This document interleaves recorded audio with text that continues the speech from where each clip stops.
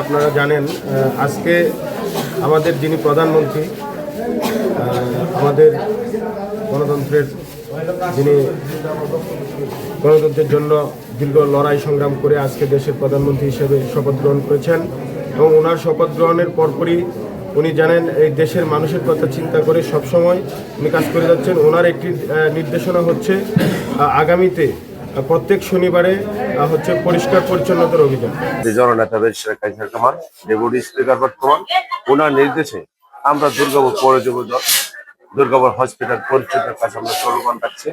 প্রতিদিন আমরা সকাল থেকেই দুর্গাপুর প্রতিটা ওয়ার্ডে ওয়ার্ডে আমাদের মশা থেকে শুরু করে ঝাড়ু থেকে শুরু করে যা যা কাজ আছে আমরা করে যাচ্ছি। প্রথমে আমি আন্তরিকভাবে ধন্যবাদ জ্ঞাপন করতেছি মাননীয় ডেপুটি স্পিকার মহোদয় তার এই মহৎ উদ্যোগের জন্য।